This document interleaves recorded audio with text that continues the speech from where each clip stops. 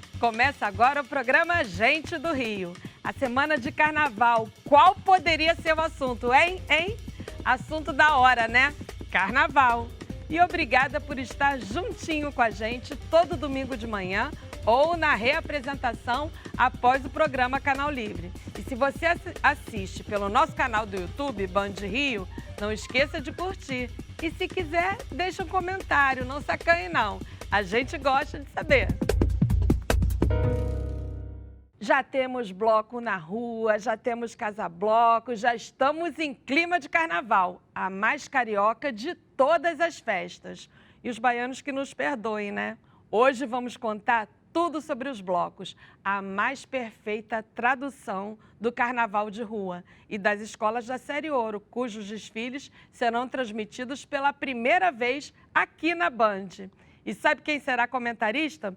Um dos nossos entrevistados de hoje, o jornalista especializado em carnaval, Leonardo Bruno. Para falar dos blocos, a presidente da Sebastiana, a principal liga dessa categoria, a também jornalista Rita Fernandes. Eita, que hoje essa mesa tá só de jornalista, né? Muito bem-vinda, Rita, ao nosso programa de novo. A Rita já vai ter carteirinha do Gente do Rio, todo carnaval ela vem. Obrigada, Mônica, mais uma vez pelo convite. É um prazer estar aqui, ainda mais com o Léo Bruno, com você, para a gente falar de carnaval, esse assunto que a gente gosta pouco, né?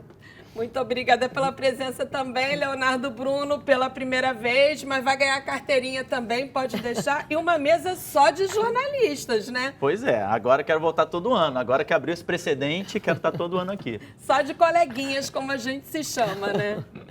Então, Rita, teu carnaval já começou, já faz um tempinho, né? Já teve o bloco imprensa que eu gamo, já teve Casa Bloco, hoje tem a programação infantil, né? Então, Mônica, meu carnaval começou em setembro, né? Eu fico pensando, acho que meu carnaval não acaba. Porque quando a gente acaba alguma época do ano não tem carnaval para você? Muito pouquinho, né? Esse ano, por exemplo, ele é atípico, porque acabou em abril, aí a gente fez ali, né, prestação de contas ainda coisa.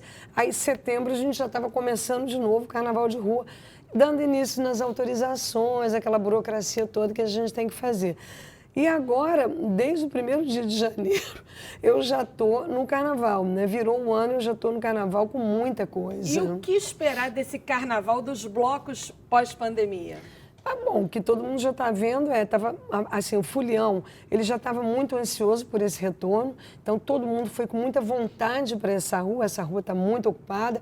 A gente vê uma nova geração que não experimentou ainda o carnaval, porque quando estava ali na pandemia, talvez estivesse com 13, 14 anos, então ainda não ia muito para esse lugar, hoje está com 16, 17 anos e está chegando nesse carnaval.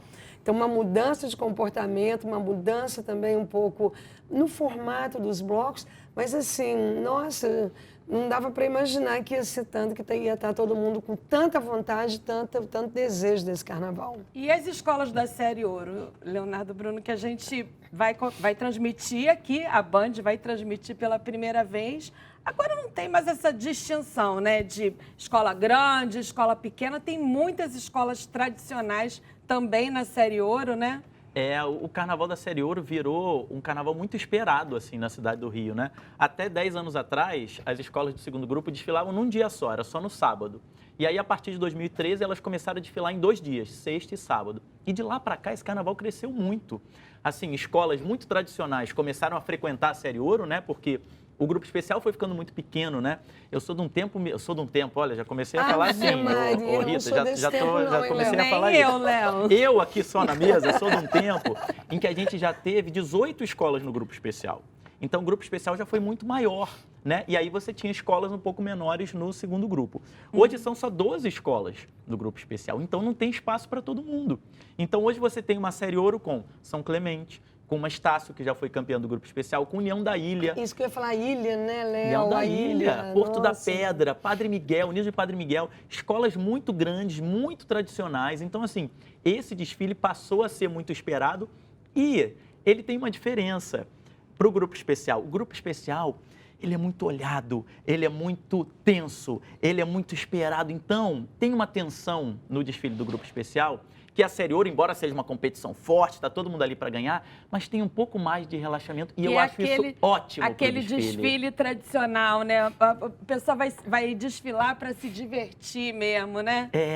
Tem um relaxamento um pouco maior, embora tá todo mundo na competição, mas elas estão um pouco mais tranquilas. No grupo especial tem uma tensão, e aí no desfile das campeãs elas relaxam e podem curtir. Na Série Ouro já tem um pouco mais de tranquilidade, então é um desfile sempre muito vibrante, sabe? É um desfile mais raiz, né? Eu acho que para o público isso fica muito visível também, né, Léo? Eu acho que quem vai, sabe, sim, fica todo mundo esperando pela Série Ouro, porque tem isso, né? Nossa, vamos lá ver aquelas escolas importantérrimas, lindas. Eu, por exemplo, adoraria ir esse ano para ver todas as que você já falou. Sim. Tem anos que eu não vejo, por exemplo, a União da Ilha desfilar. E tem uma coisa que, como é um desfile um pouco menor que o do grupo especial, por exemplo, as fantasias podem ser menores, né? Não precisa daquelas fantasias imensas que a gente vê no grupo especial. O que isso significa? O folião tem mais liberdade para brincar, Mais liberdade. o folião pode evoluir melhor. Então, são pequenos detalhes que fazem com que esse desfile seja um desfile muito mais intenso, Mais sabe? quente também, né? Sem dúvida. Rita, alguns blocos tradicionais não resistiram à pandemia, não pararam suas atividades, né? O bloco de segunda, qual mais? Não, na verdade foi os Escravos da Mauá, né, que eles pararam, eles anunciaram que iam parar. O bloco da Ansiedade também parou, outro que também era tradicional, e devem ter outros que pararam. Foram blocos assim muito afetados pela pandemia, porque perderam muitas pessoas, porque foram desanimando nesse caminho, porque tiveram... Enfim, a pandemia afetou todo mundo, né, Mônica? Mas, por outro lado, você estava me contando uma coisa no bastidor que eu achei uma notícia super alvissareira, digamos assim, que as marcas, os patrocinadores estão procurando os blocos, como nunca. Sim, então, tem uma mudança grande e sintomática nesse primeiro carnaval de rua pós-pandemia, porque já teve escola de samba, para a gente não. Então, o que a gente tem observado? Que tem marcas que nunca chegavam no Carnaval do Rio e que estão se aproximando, né? Tem marcas que não chegavam no Carnaval e que estão se aproximando. Então, isso é bom para quem faz o bloco, porque da mesma forma que as escolas, a gente tem custos, e custos pesados para botar um bloco grande na rua. Você tem que contratar, às vezes, mais de um trio para todo mundo ouvir, você tem que contratar apoiadores, tem que contratar músicos, bateria. Então, tudo isso também vai crescendo junto com esse público, com esse carnaval. E a gente ficou feliz, tem muita gente chegando, é um carnaval diferente, eu diria que é um carnaval diferente. Mas aí tem que educar, o Carnaval do Rio é diferente mesmo, né? Menos organizado que o da Bahia, digamos assim. Isso é que dá um pouquinho de trabalho, principalmente nessa conversa com as marcas, porque a proximidade com o Carnaval Baiano já vem de muitos anos. Né? As marcas patrocinavam o Carnaval Baiano, que tem um modelo pré-estabelecido também de muito tempo, mas um modelo muito diferente do Rio de Janeiro. Estou falando de melhor nem pior, estou falando de diferente, são modelos diferentes. Então, a gente está tendo um trabalho enorme de fazer com que as marcas entendam as características próprias do Carnaval no Rio, como é que ele acontece. A questão de territorialidade, ele é muito mais espalhado. Na Bahia ele tem circuitos definidos, né? O bloco paga para usar a rua, aqui a gente não paga. Então, assim, as relações de pertencimento, do que pode, do que não pode, qual tipo de visibilidade que a gente pode dar, não é a mesma que na Bahia pode. Então, tem questão de legislação que ainda não está clara, tem um território aí meio cinzento para a gente poder ainda desbravar. Léo, as escolas da Série Ouro, elas fazem... É um desfile mais relaxado, mas elas fazem um sacrifício ali para competir, talvez até maior do que as outras, com menos apoio, etc., né? Mas quando chegam no desfile no desfile do grupo especial, elas parecem que são olhadas assim com outros olhos, né? Parece que só pelo nome, pelo peso da escola já dão a nota, mesmo que façam um desfile inovador, bonito, de chão, de samba. Você vê isso você vê isso nas escolas? As escolas sentem isso, essa diferença de tratamento?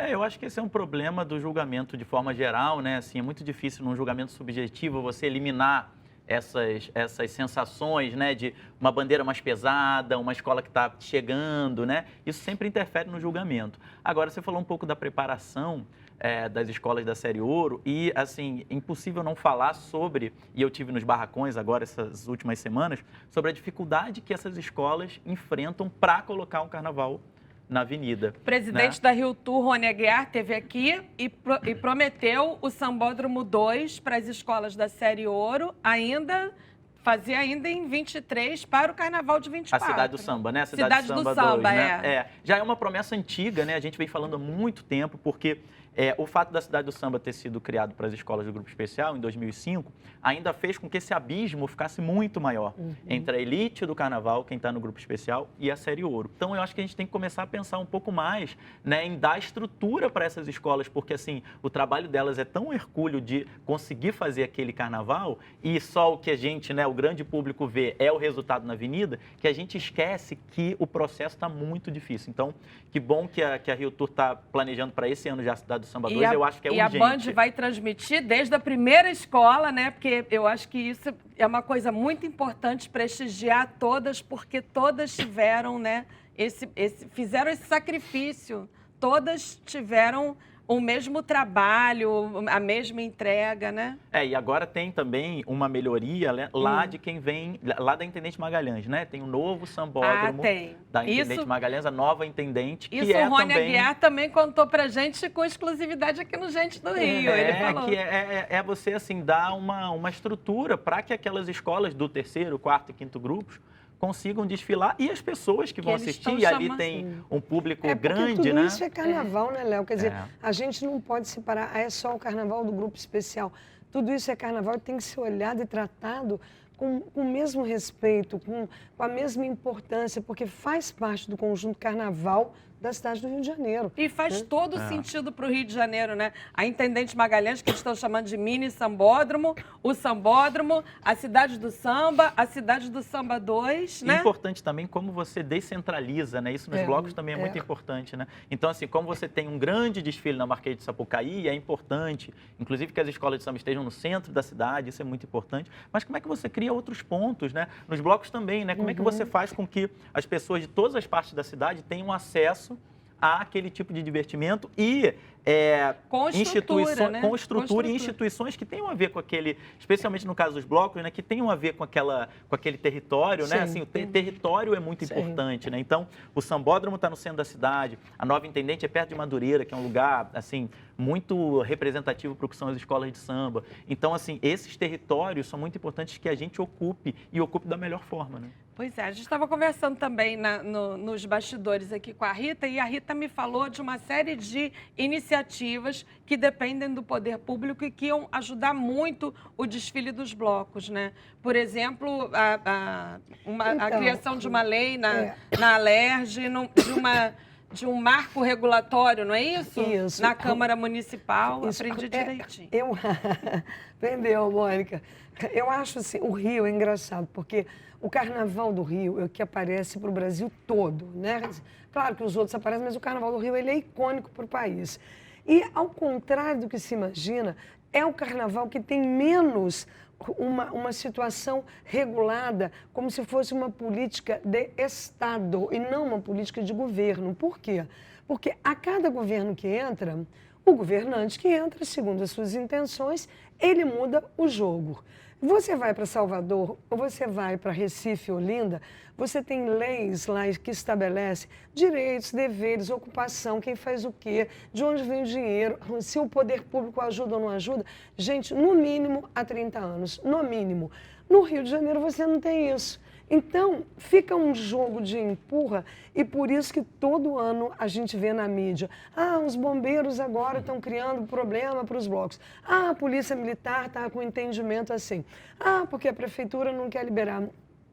Enquanto não for votado o marco regulatório na Câmara Municipal, Câmara dos Vereadores está pronto, é uma lei construída a muitas mãos, com 11 audiências públicas, com participação, blocos, associações de moradores, todos os órgãos públicos, todo mundo participou. sabe, assim, uma coisa bem democrática, fazer uma lei junto. Tá lá, Mônica, ninguém vota. Por que que não vota logo esse marco? Vai estabelecer direitinho o que é da competência de cada um. E na ALERJ temos que votar também, porque eles usam normas técnicas que se aplicam ao carnaval das escolas de samba, não é o caso de bloco, que vai cobrar da gente coisa como alegorias, que a gente não tem. Então, tem que ter engenheiro que responde por um plano de fuga. Então, assim, tá. O que acontece? A legislação para bloco não existe, está inadequada. Estamos sendo cobrados de coisas que nunca conseguiremos dar conta, é inexequível. Isso, para mim, é a urgência do Carnaval de Rua do Rio. Fique com a gente, que o Gente do Rio volta já.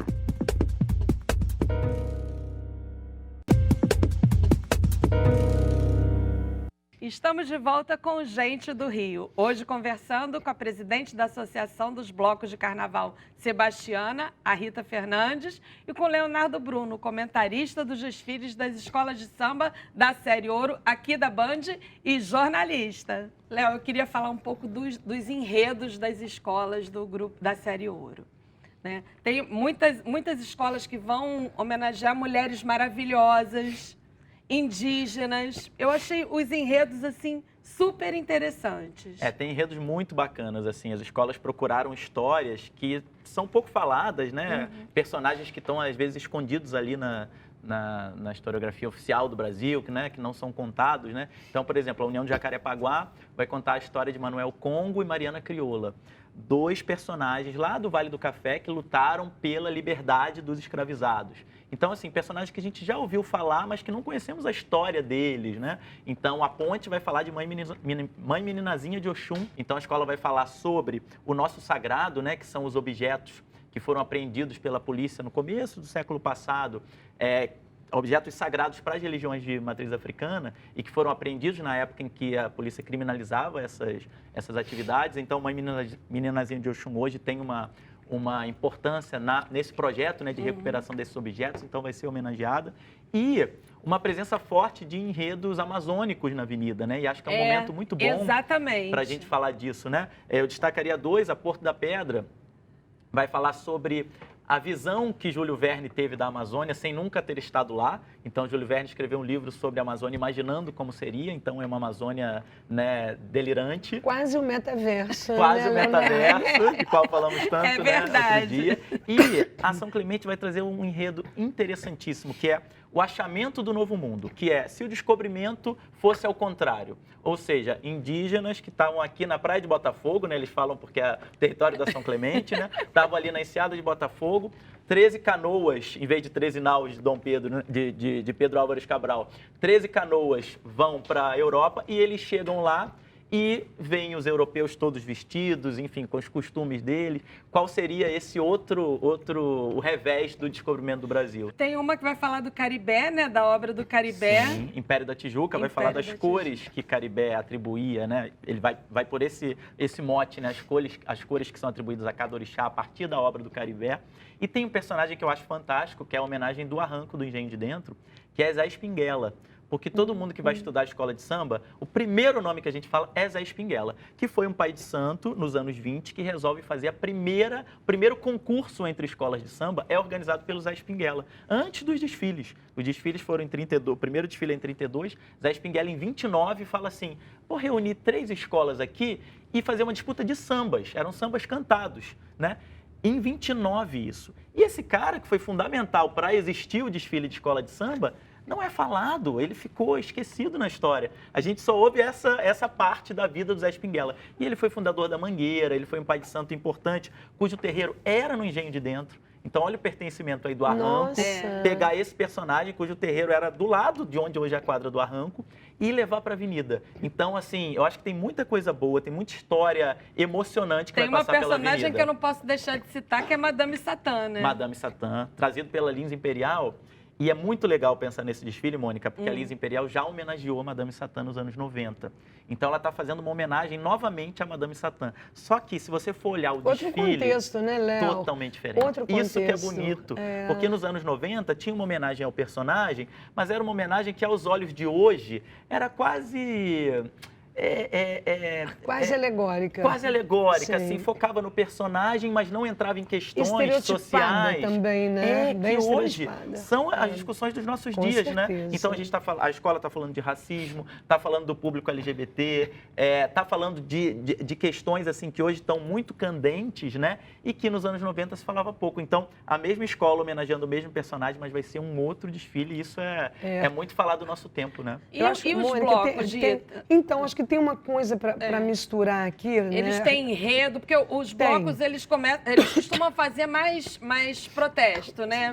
Uma coisa mais de sátira, uma sátira política.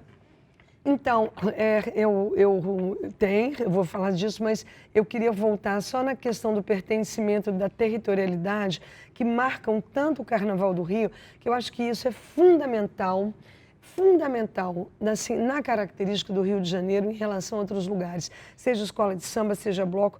Essa relação com o território, de marcar o seu lugar, de pertencer e de dizer eu sou daqui, isso dialoga com o que eu faço, eu só encontro no Rio de Janeiro. Né? Você não pode tirar bloco como Carmelita de Santa Teresa, você vê uma Lins Imperial, né? Fazendo esse tipo de homenagem. Então, eu acho isso incrível, isso me salta aos olhos. E aí, no caso dos blocos, eles não têm exatamente um enredo. Alguns até têm uma temática.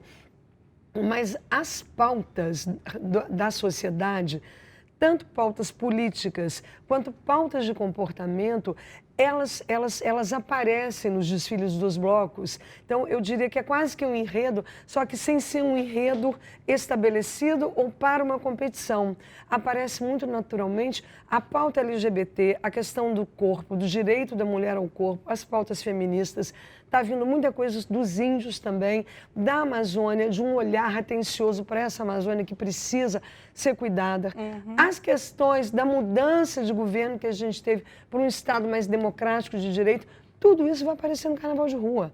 São temáticas da nossa política atual, de comportamento de uma sociedade que estão aí pipocando e pulsando e que o Carnaval é o grande vetor, né? O Carnaval reflete o que acontece na sociedade. Inclusive pensando que fantasias não são mais adequadas para serem usadas, as que músicas não são mais né? adequadas, né? Porque músicas. o tempo é isso, Madame Satã de 1990 é outro hoje, assim como a marchinha que era cantada nos Olha, anos a cabeleira 50, do Zezé, isso hoje tem uma outra já tem leitura, né? Isso. Agora, para a gente ir para o ping-pong final, eu bom. queria que vocês dessem um conselho. Léo, um conselho para quem quer assistir o desfile da Série Ouro com conforto, sem entrar em furada. Lá ou pela Band? Lá. Tá, lá a pessoa tem que comprar o seu ingresso com antecedência. Os ingressos é possível comprar. O ingresso da Série Ouro é bem barato. Então ela tem que ver como ela... A maior questão é o transporte, né? Você chegar lá. Então tem o lado certo do metrô, né? Quem vai para o lado ímpar salta numa estação de metrô. Quem vai para o lado par salta em outra estação de metrô. Estudar antes o trajeto que vai fazer. Isso é muito importante. E muito bacana vai com o seu grupo. Isso é muito legal. Eu tenho muita lembrança de eu em arquibancada. Pode levar comida, pode levar Eu tenho muita bebida. memória de eu na arquibancada levando lá com a minha família, levando o tepoé com sanduíche de atum, sabe? Com paninho de prato em cima. Isso traz uma memória, né, do que é assistir o Carnaval. E também na arquibancada da Série Ouro você vê mais esse público do que na arquibancada do Grupo Especial, que é bem mais caro, né, o ingresso, né? Então o público também que está na arquibancada da Série Ouro, ele é bem diferente. Eu vou de freezer e eu levo lanchinho, olha tá? Aí, olha aí. Lógico, né? A gente leva tudo. Por que não? E nos blocos, Rita? Como participar dos blocos? Os blocos já ainda tem a coisa da insegurança, né? O celular, segura o celular. Sim. Eu acho o seguinte, primeiro, hoje já tem um aplicativo fácil, né, que a Rio Tour lançou, para você se localizar naquilo que você quer ir. Então, ficou mais fácil escolher. Mas tem algumas recomendações. Gente, pelo amor de Deus, não dá para ir para o bloco com o melhor celular, ou então, assim, deixar ele aparente, né? Mesmo quando ele está, a gente percebeu isso nos desfiles, mesmo quando ele está muito escondido, às vezes o pessoal é profissional e leva. Então, cuidado com esse celular. Cuidado com cartão de crédito. Tem umas capinhas que elas cobrem bem e que não dá para poder fazer aquele... Sabe, aquele negócio que... Aproximação. Aproximação, da aproximação. que você pode perder o seu dinheiro. Acho que... Eu vou dar o mesmo conselho do Léo no outro sentido. Não vá, meninas, não vão para bloco sozinhas, sabe? Vão em grupo com amigos, se protejam em grupos, porque fica muito mais fácil de lidar com qualquer situação de adversidade. Um último conselho, assim, bloco no Rio de Janeiro é de manhã e de tarde, é de dia. Esse negócio de bloco de noite, a gente não gosta muito, não. Geralmente não são autorizados, tem a questão de insegurança muito grande numa cidade muito combalida, que a gente sabe que está. Então, eu aconselho os blocos diurnos. Um bloco imperdível. Imperdível? Aí é uma saia justa, né, Léo? Não é que eu vou falar de um só. Eu vou falar, olha, eu acho que esse ano tem que ir no Cordão do Boitatá. Eu acho sempre o cortejo e o baile, assim... um trabalho admirável, né? Admirável musicalmente, as fantasias das pessoas amam esse trabalho, então eu recomendo o Cordão do Boitatá. E um desfile inesquecível da série Ouro? Eu vou citar um desfile que para mim foi o melhor desfile daquele ano inteiro, incluindo todos os grupos, que foi a homenagem que o Império Serrano fez em 2012 à Dona Ivone Lara. Ai, que bacana. Nossa, foi uma coisa inacreditável, Dona Ivone viva lá participando. O samba do Arlindo Cruz em homenagem à Dona Ivone Lara. Sabe aqueles desfiles que você vê chorando? E para mim foi o melhor desfile daquele ano inteiro e um dos melhores que eu já vi na minha vida. Então, E um de bloco, Rita? Lembra de um de bloco? Vou lembrar, eu ia falar isso pro Léo, para você. Tem coisas que são inesquecíveis e são únicas. Quem estava, estava. Quem não esteve, não pode chorar porque não vai voltar. Eu lembro de um bloco, ele não existe mais, chamado Exalta Rei. Ali na meiuca dos anos 2000, foi um bloco criado em homenagem ao Roberto Carlos, né? Então, só cantava a música do Roberto Carlos. Era o primeiro ano deles, eles na Urca, tem alguns assim, tem o Toca Raul hoje, mas né, eles do foram, Raul Seixas. Tem, mas eles foram os primeiros. A partir do Exalta Rei, é que vieram todos os outros blocos temáticos. Mas o mais importante do primeiro desfile deles, eu estava no desfile do bloco de segunda, no Maitá, que era um bloco da Sebastiana e tal. Eu ia todos os anos, toco o telefone e falei, gente, vou pro Exalta Rei, vou ver essa homenagem ao Roberto. Menino, o Roberto aparece. Roberto aparece na Urca. Aqueles 500 malucos ali e a gente cantando para ele, Jesus Cristo. Olha, isso é carnaval, gente. A gente cantando Jesus Cristo para Roberto Carlos na Urca. Não tem como esquecer isso, Mônica. Imperdível, impagável. Só estando lá, Léo Bruno. A única vez que essa música foi cantada num bloco no eu acho que só. É verdade. Alguém que é a cara do Carnaval do Rio de Janeiro. A cara do Carnaval? Milton Cunha. Eu ia falar ele. Não, tá bom, eu vou falar. O Milton, ele é a cara do Carnaval. Vou falar pelos blocos, então. Raquel Poti, a nossa perna de pau master, que deu a cara do Carnaval de rua aí nessa questão de pernas de pau. Uma frase que resume o Carnaval. Eita, uma frase que resume o Carnaval? Eu adoro a frase, que eu tenho até um posterzinho na minha, que é minha carne é de Carnaval. Minha carne é de Carnaval. E eu acho que a carne do carioca é de Carnaval, sabe? A gente nasce com isso. Desde pequeno a gente tem lembranças de infância. Então, minha carne é de Carnaval. A minha carne também é de Carnaval, Léo Bruno. A minha alma é de Carnaval. Meu coração é igual, né? Meu coração é igual. Música. Eu concordo. Mas eu vou escolher uma outra. Eu quero botar meu bloco na rua. Muito obrigada pela sua participação, as frases sensacionais. Obrigado.